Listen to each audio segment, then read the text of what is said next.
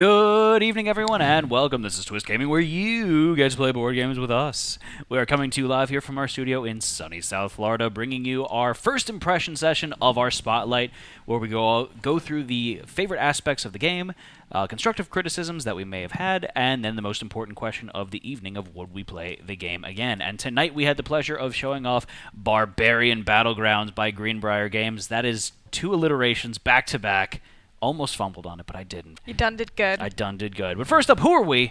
I'm Matt. I'm Ann. I'm Josh. And we are Twist Gaming. Thank you all for watching. And we would like to point out that this stream and all of this week's streams are brought to you by Barbarian Battlegrounds by Greenbrier Games. So big shout out to them, and big shout out to Walter and Ian for joining us on the stream today. They were our special guests. And Josh, can you give us a rundown of what Barbarian Battlegrounds is?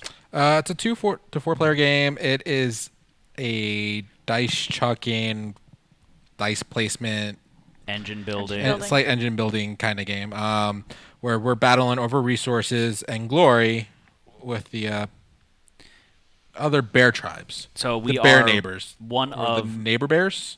Villages. Neighbors. No. Neighbors. Thank you, neighbors. I was trying to think Come of the on, button. Josh. But so as Walter had said in our Spotlight stream, which if you haven't had a chance, definitely go check that out on video on demand. We are a bunch of these super cute and cuddly bear tribes that are trying to earn all of the glory by battling each other, and we quickly find out that we're not particularly good at, fighting. We're just the cute, cuddly bears. Yeah. So favorite aspects of the game, thematically, it's just hysterical. There's so many bear puns in the rulebook, on the game itself. Your resources, you're collecting honey in the game. You're attacking with the it's just super cute too. But I love the skin of the game and just the puns. I like puns. Puns. Anne?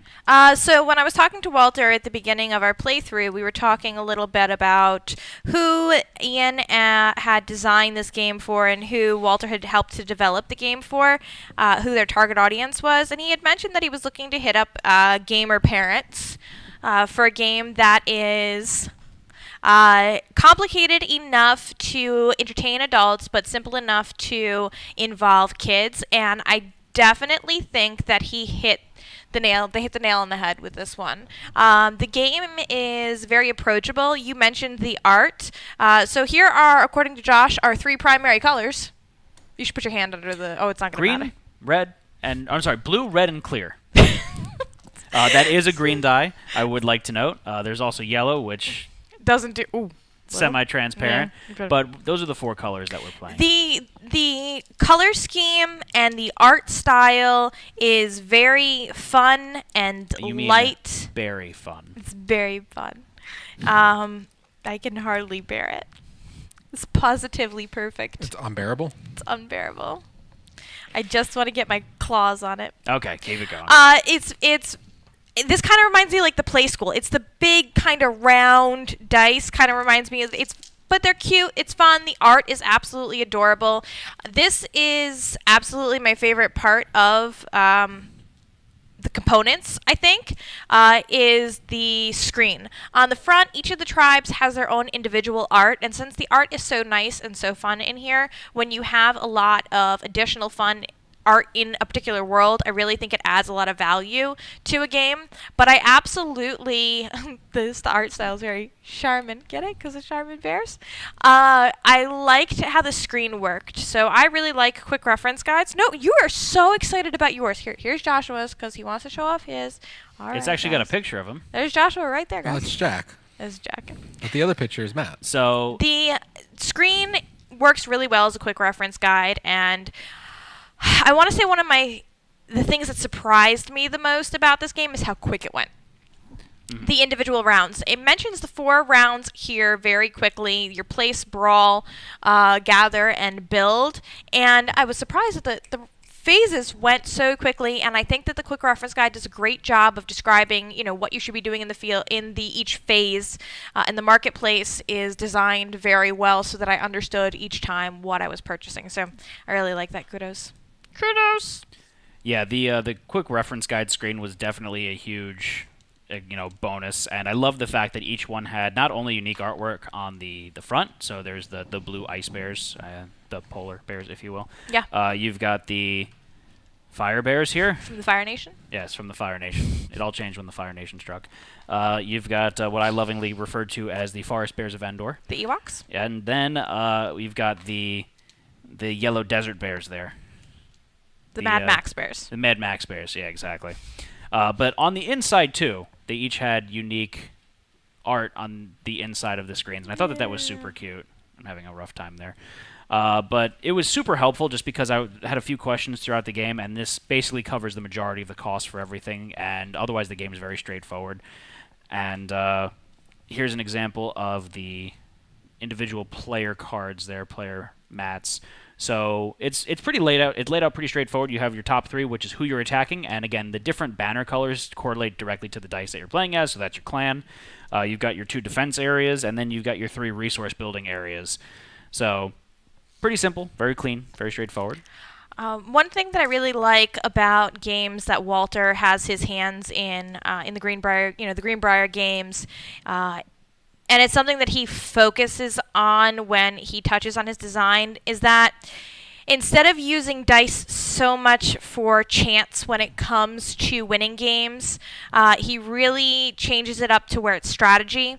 It was one of my favorite parts about ZPOC, and I'm happy that he was able to carry this over into this small, lighter game. It's assigning dice based on their value. Versus, I need this, I rolled it, I didn't get that, oh, I failed, nothing happened. It makes me feel... Even in a game, it makes me feel like I have more of a chance with my strategy than just what I roll. And I appreciate being a little bit more in control of whether or not I'm going to win or lose. Something else I like, too, also, the game has engine building elements to it, but it's very light engine building. It didn't seem very heavy. And I thought that was really nice. And I especially love the fact that there were limited specialists available, so you kind of... It doesn't let people basically ramp up too hard in the game. No, I intentionally grabbed the last Stoneworker and the last Fate one just because they were the last ones. Yeah. Josh, how about you? You've been kind of quiet over there. What were some of your favorite aspects of the game? Over there. No, you guys hit a lot of points that I had. I like that the dice weren't completely, you're just stuck with a bad roll. Mm-hmm. There's ways to mitigate it. Mm-hmm. Like, you could use a 1 through a 6 to get Faith every turn. That wasn't an issue. And then it was just like low numbers are honey and high numbers are ore, so it wasn't like a huge... now and then there was maybe a few turns where I didn't get quite what I was looking for, but it wasn't a big deal. And I like the stacking of rolling doubles. Mm-hmm. I think that was a very cool mechanism of the game to kind of... Because when you roll doubles, no one knows if you're going to stack them to attack them or not, and it got into some rounds where Walter threw up 20 defense. Yeah. Because, 2 4s and 2 6s. Yeah, because I had 3 6s, and he thought I was coming after him. Yeah. And I probably should have came after him a little bit harder than I did, though I don't think I could have passed it. One other thing I'd like to just jump in really quickly. I love the Barbarian trials. These are the hidden... There we go. The hidden objective elements that you have in the game. So this one is successfully defend an attack of strength 11 or more. I thought that was and you gain cute. 2 glory. And I just thought that the hidden element there was just a nice little touch to give a little bit more not randomization, but secrecy to what's going on. So that's what allowed me to actually win in the first game so quickly. Is I had 2 of these hidden objectives that I was able to complete really quickly, and I just really took everyone by surprise and rushed the victory conditions of the game. You're a beast. That was really not fair. All right. Anything else that you guys want to talk about before we get into the constructive criticisms aspect? I like the fact that they've gone from doing some big box games to something that is really small and portable. Yeah. Going back to what's my target audience is gaming families. This is something that can be thrown in a backpack. He mentioned going on a picnic. Picnic basket. Hey, boo boo. Hey, boo. And this is definitely a very nice portable game. I could take this to work and play it. I mean, it's a really quick game. I could probably play it at lunch with coworkers, or we could take it over, to when we go over our friend's house for the kids to play. It's nice to have a nice portable fun game. Absolutely. All right, so constructive criticisms. I'm going to toss it down to your end of the table there, Josh. Are there any aspects of the game that, if you had the opportunity, you would tweak a little bit? There's a few. So I know that you made this as one of your points, the theme of the game. Yeah. I felt it could have just gone a little bit more. Okay. Just minor things like we were the Glory's flags, and I felt like I don't know what the right thing for that to be, but I felt like that could have been themed a little bit. More thematic. A little bit more thematic. The other these are like kind of nitpicky things, but like the what are the enforcement? The specialists. The specialist? Yeah. I would have liked to see like these actually be like a bear in a helmet or something. Like make them a little bit more like, oh, I got this guy, little guard. He's gonna run around. It's not. I could see that being a cute and change to it. Another small thing is the team names.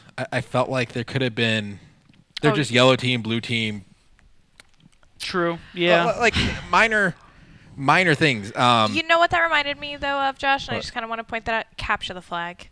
A little bit like capture the flag, and yeah, and that's definitely what they were evoking there. But I could see there being cute team names assigned to it. I think that would have been nice, just to enforce the cuteness of the game. And I kind of wish there was something on the backside of these cards, either just some cool design or maybe a second board that's slightly laid out different. I don't know exactly. I feel like something could have gone there, even if it was more cute art. Or a second playing board to kind of switch things up. Okay. And even if it was a switch between honey and ore, where the numbers were different, so it was low for ores and highs for honeys, and you could kind of choose which side you wanted. Like, it doesn't make a gameplay difference. Yeah. Actually, I should get into my big nitpick. The trial cards, I like them. I got screwed both times. Each time I got a 2-point glory card. Yeah. Which meant I couldn't complete them till the end, where, like, the first game you completed 2 or 3. I got 2 right out the gate. I just got very lucky with both my draws there. So I don't know if the rule of you take all the 2s out when you deal out the first 2, so everyone gets 1s only, or something like that. I like the cards themselves. That random aspect of it really just kind of left a bad taste in my mouth a little bit. I think that's going to be also my negative. I know that both Walter and Matt won the game using their trial cards, and I know, Josh, you were able to use your trial card. Even thinking back, I misread my card, and I happened to get the same card twice. But even thinking back, it's pretty difficult. It's supposed to be difficult to get the extra glory using the trial cards, but I didn't love them. I don't think it added to the game. I enjoyed the combat a lot more, and I'm not somebody who likes to play PvP games, but I kind of enjoyed the combat aspect. Maybe it's because we were playing in a group before, but trial card's not my favorite. Different strokes for different folks. I viewed it as a positive, so that really just depends on your play style. So everyone's allowed to have their own opinion. Mine's just better than yours. I just think if you were able to start off with a 1 glory that was actually somewhat attainable within the first half of the game. Understandable. Because I have a feeling like you should be completing 2, maybe 3 of these cards. That's the feeling I got, and I barely was able to complete 1. It took me to the end of the game to get it. Barely? So my only real negative that I have is that while this card was great, showing you the cost for everything there, I would have loved to have seen the cost for the upgrades or something like that. I just had a hard time. There's such small cards, and it might just be because of the way we're playing with them so far away from me on the table. I couldn't see the cost of them. Yeah. Are each of those a different cost? Yes. Of the 3, yes, they're all. They're just 3 different kinds, right? Yes. The thing is, you could have dealt them out to each player at the beginning of the game, and they could have had them on the side and then bought it. Like, it's just a setup thing. If there could have been, but I can appreciate it. If there's only 3, I would have liked to have seen it on here. 3 different cost values. Yeah. I feel like that could have been shoehorned in there, just because they're really small cards. My vision's not great. Yeah. The reason I was grabbing them more was I forgot what each one did. Like, it wasn't even like the cost. It was like, all right, which one? I did forget to. I should have. reached and grabbed him. But that's just one minor complaint that I had there. Otherwise, I really enjoyed it, the way that the game played. Yeah. I felt like maybe the defense ones weren't worth quite as much as the resource generation, and I would have liked to have seen these worth maybe +2 defense to balance that out. Yep, I 100% agree with you. There were several times where I was considering what specialist I wanted to get, and I felt like the idea of having somebody there for constant defense was worth it. But I remember trying to strategize between 3 die, and I had maybe a 4 and a 1 or something, and a 4, a 1 and a 2, and I was like, all right, well, do I put my 2 or my 1 in my defense? And I'm like, at one point, it doesn't really. Yeah. It doesn't really matter. So I kind of felt the same way about the specialist. I felt like the specialist really doesn't swing there. The defense specialist. Yeah. Correct. I would have liked to have seen that worth +2. That would have made it much more on par with the other ones in my eyes. Yeah. So that's just my minor nitpick there. But I think that's it on my end. Is the stone, the ore, and the spirit 2 different colors? Are the tokens? The ore Yeah, they're and the spear? The ore and and the faith. Yes. Yes. They're 2 very different colors. Okay. For me, they're very similar. Okay. It's white with brown and gray with dark brown. For my colorblindness, they look identical. You also think that green is a primary color. All right. So does anyone have any? Oh, geez. Does anyone else have any other comments before we go to the most important question of the evening? Where do I get one of these cool barbarian outfits? No. I'm pretty sure you have 3 of them in your closet right now. Can we cosplay this as Gen Con? Absolutely. I don't know. All right. So I'm going to go down the line. Josh, would you play a Barbarian Battlegrounds again? Yeah, no, I would definitely play this again. I'm very interested in the expansion Yeah. that Walter talked about. And I feel like this would get even more ridiculous with 6 players if it goes up to that. I don't know how I would feel about this at a 2-player account, but I think 3 or 4 player, this is definitely would be a fun little starter game or filler game or something like that. Right. So yeah, no, I definitely play this again. I think the game is strategic enough and complicated enough that it would entertain gamers, but I kind of feel like this would be a fun filler game for like a group of adult friends, even maybe not real gamer friends. I think that this is not that intimidating of a game. I also think it would be a lot of fun to bring home and play with the kids. Admittedly, I think I would cherry pick the trial cards that I played with the kids. Yeah. But I would definitely play this again, probably with that modification. I would say yes to me as well. I really enjoyed the game. I like the light engine building of it, and I like kind of the dice drafty style or dice resource management style of it. And just to touch on the fact that again, Walter does a really good job in his games of using the randomness of the dice as puzzle pieces versus pass-fail conditions. Yes. So I really enjoyed that, and I like bear puns. Come on, who doesn't?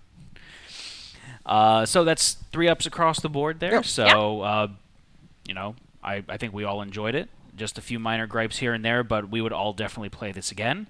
And thank you all for joining us this evening. This was our first impression session of our spotlight of Barbarian Battlegrounds by Greenbrier Games. Possibly get you some early copies at Origins if you're there. So definitely keep your eyes out for that, but otherwise looking for a July release. And anything else tonight, folks? I think that's all. All right, so thank you all for joining us. This is Twist Gaming signing off. I'm Matt. I'm Ann. I'm Josh. Good night, everyone. Good night.